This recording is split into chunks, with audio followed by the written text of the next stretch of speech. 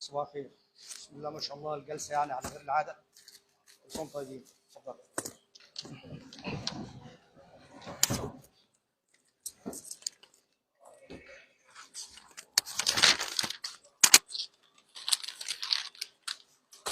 معلشات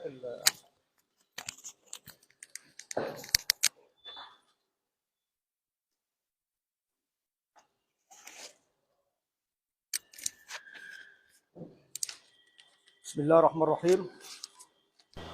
احنا كقضاة وحضراتكم كمحامين جزء من هذا الشعب، وينبغي علينا ان احنا ندلي بدلونا في هذه الاحداث ولا نكون بمنأى او بعد عنها.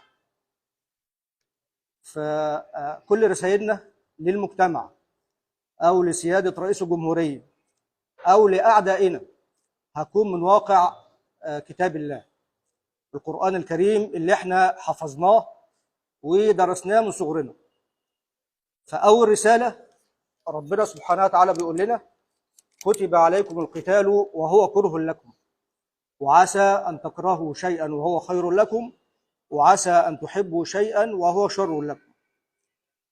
فالقتال والحرب اللي هي مفروضة علينا هذه الفترة شيء مكروه لنا جدا، ولكنه خير، وكما يقول العلماء إن الخير يكمن في الشر. وإحنا كمسلمين وكمصريين عموما لينا إحدى الحسنيين: النصر أو الشهادة، وفي الحالتين مكسب، فكله خير بالنسبة لنا. فإحنا بنقول لهم إحنا مش هاممنا أي حاجة، وإن شاء الله النصر مكتوب علينا أن آجلا أو عاجلا، بل وأنا أؤكد إن هو هيكون آجلا إن شاء الله.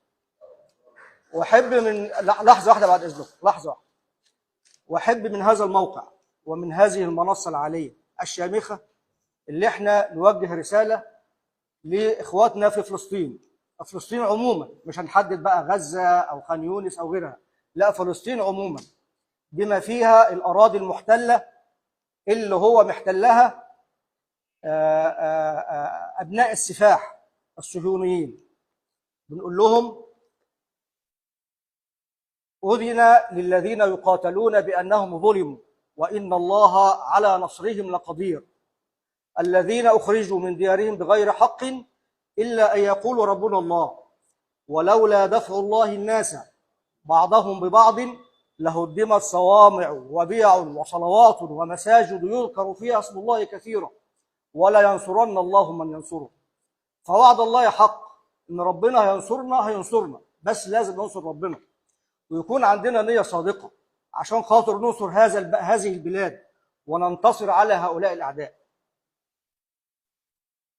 وأحب أوجه كلمة لسيادة رئيس الجمهورية الرئيس عبد الفتاح السيسي لما قال امبارح وطلب دعم الشعب المصري، وإحنا بنقول لك يا سيادة الرئيس من هذه المنصة وتضامنا مع أساتذتنا وإخواتنا المحامين وحتى المتهمين القابعين في هذا القفص، نقول لك: وكأن القرآن الكريم وإن كان نزل على الرسول صلى الله عليه وسلم، والآيات اللي هقولها دلوقتي نزلت على الرسول صلى الله عليه وسلم، على بني النضير وبنو قينقاع في سورة الأنفال،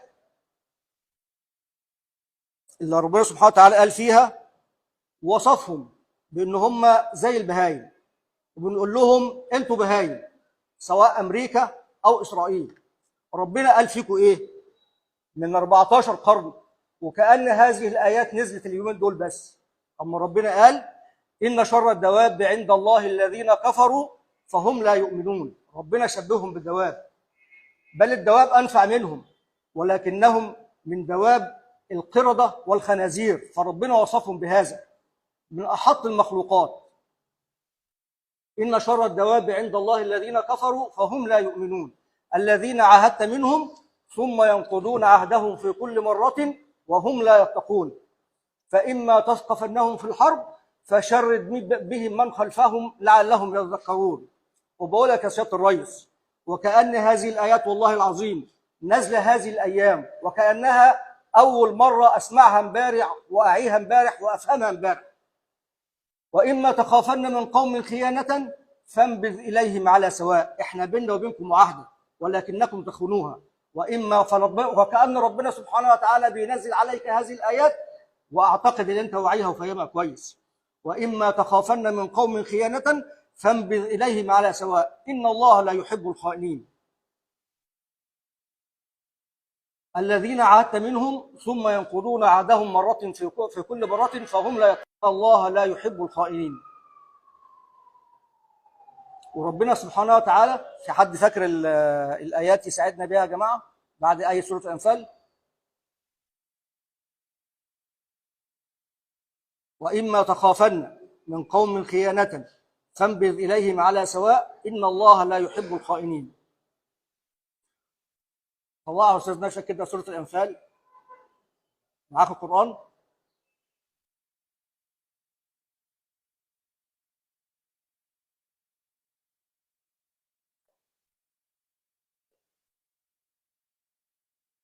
قول قول.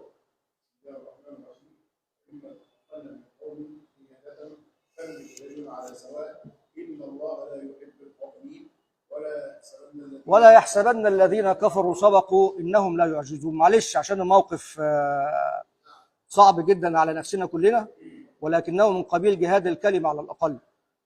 ولا يحسبن الذين كفروا سبقوا إنهم لا يعجزون. وأعدوا لهم ما استطعتم من قوة ومن رباط الخيل ترهبون به عدو الله وعدوكم وآخرين من دونهم لا تعلمونهم الله يعلمهم.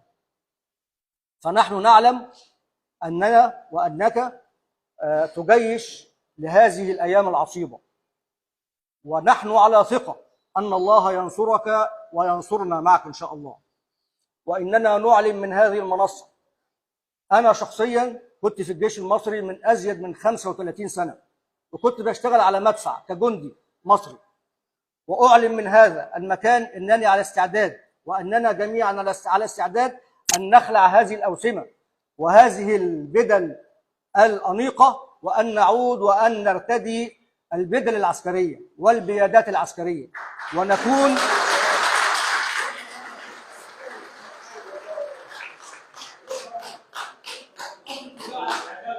ونكون تحت قيادتك، بل وتحت قيادة أصغر ضابط في الجيش المصري. فنحن نقول لسيادتك أننا معك مقاتلون ومع الله مقاتلون، وليس كما قالوا أبناء القردة والخنازير لسيدنا موسى اذهب أنت وربك فقاتلا إنها هنا قاعدون، بل إن معك مقاتلون، وإن مع هذه الأمة مقاتلون حتى ننال النصر أو الشهادة. مش فارقة معنا أي حاجة. وإلى هذا الحد أردت أن أوصل هذه الرسالة إلى حضراتكم. وكنت عرفت أن سيادة الأستاذ مجدي حافظ نقيب المحامين عايز يقول كلمة برضه بالنيابة عن الأساتذة المحامين، فليتفضل. تفضل يا أستاذ مجدي. خد يا أستاذ. بسم الله الرحمن الرحيم. يوم تلو الآخر يثبت القضاء أنه من تراب هذا الوطن الشريف، لا ينفصل عن مجتمعه بل مبصر بظروفه الاجتماعية والاقتصادية والسياسية، عالم بكل تفاصيلها، يعرف خباياها. ما قالته المحكمة الآن لا أقول أنه حرك مشاعرنا، ولكن ما نشاهده ونسمعه بل لم تتحرك فيه نوازع النفس البشرية والإنسانية فليبحث، ربما يجد في قلبه حجرا أو لا يجد في قلبه مكانا لأي دماء، لأن الأحجار قد تتشقق من عظمة الله سبحانه وتعالى إذا ما تجلت عليه. من لم يسل دمعه على الأطفال والرجال في فلسطين فليبحث له عن إنسانية أخرى ومكان آخر، وعلى أي وسيلة يتعايش بها بعيدا عن الإنسانية. إن وعد الله سبحانه وتعالى في سورة الإسراء آمل أن يتحقق فينا، أن نكون القيادة السياسية وكل الشعب يصدق فيهم قول ربنا سبحانه وتعالى: رجال لا تلهيهم تجارة ولا بيع عن ذكر الله. فلسطين ستبقى حلم الشيوخ وتبقى أمل الشباب،